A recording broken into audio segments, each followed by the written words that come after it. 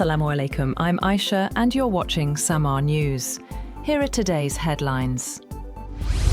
The United States and Iran have reportedly reached an outline agreement to extend their ceasefire following the latest regional attacks. According to an Axios report, the proposed understanding includes a 60-day truce extension and the launch of negotiations over Iran's nuclear program. The deal still requires approval from US President Donald Trump after Iran targeted a US airbase in Kuwait following recent American strikes.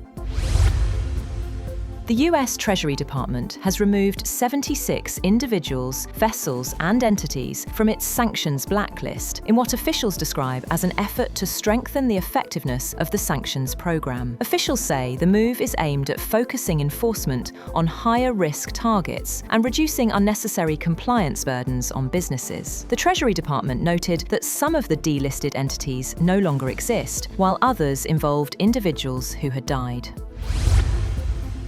Two US lawmakers are urging Washington to provide Ukraine with more air defense missiles amid fears of intensified Russian attacks. The appeal follows a request by Ukrainian President Volodymyr Zelensky for additional Patriot missile systems and interceptors to protect Kyiv from ballistic missile strikes. Ukrainian officials say the Patriot system remains the country's most effective defense against Russian missile attacks.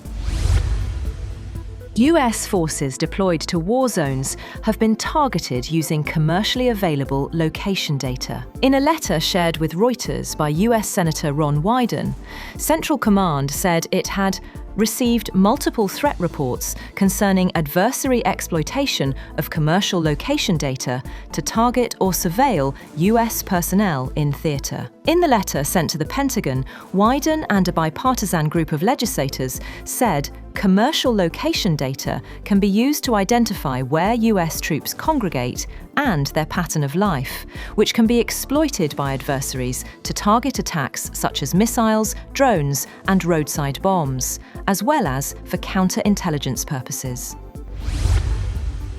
The fragile ceasefire between the United States and Iran has come under renewed strain after the US military carried out fresh strikes on an Iranian drone operation near the Strait of Hormuz, prompting Iran's Revolutionary Guard to target a US airbase in response. A US official said American forces shot down 4 Iranian one-way attack drones that posed a threat around the Strait of Hormuz. The official said the US also struck a ground control station in the strategic port city of Bandar Abbas as it was preparing to launch a 5th drone. Iran's Islamic Revolutionary Guard Corps said it targeted a US airbase after what it called a US attack near Bandar Abbas airport. An Iranian news agency reported the IRGC targeted the airbase from which it said the attack on the Bandar Abbas control station had been launched.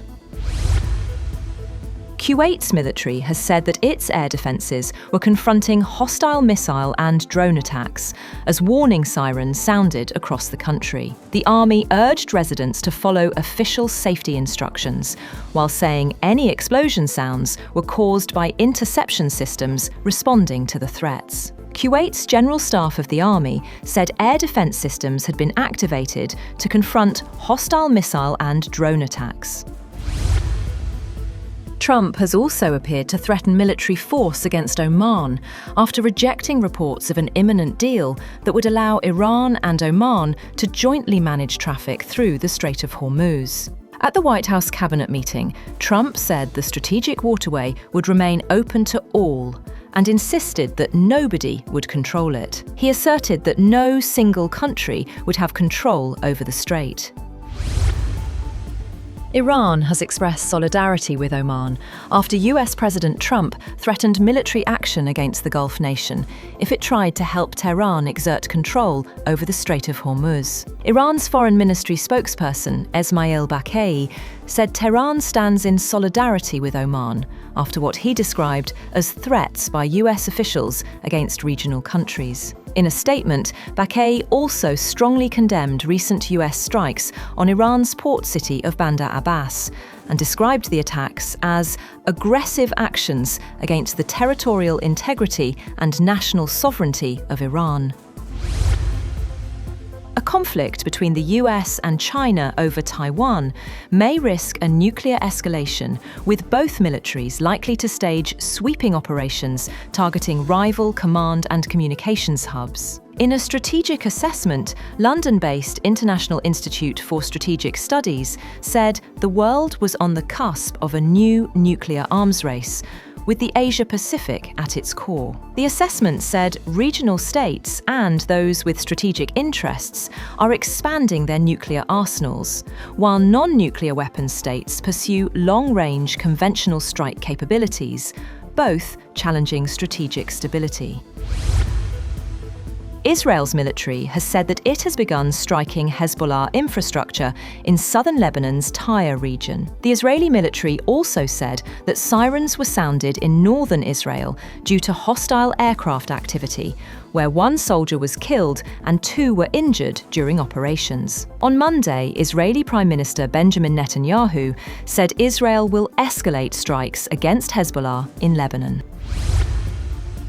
In retaliation, Hezbollah has launched a series of attacks on Israeli forces across southern Lebanon, as Israeli strikes intensified in Sidon, Tyre, Nabatea, and other areas, killing several people and deepening fears of a wider escalation. According to Lebanon's official national news agency, Hezbollah fired a rocket barrage at Israeli army vehicles parked near the town hall of Al-Qusair in the Mar Jayoun district. It also launched a missile strike on a building in Zouta al-Sharqiya that it said housed the secret command of the armed vehicles near the reservoir. The group said an Ababil attack helicopter also struck an Israeli Merkava tank stationed near the town's pond.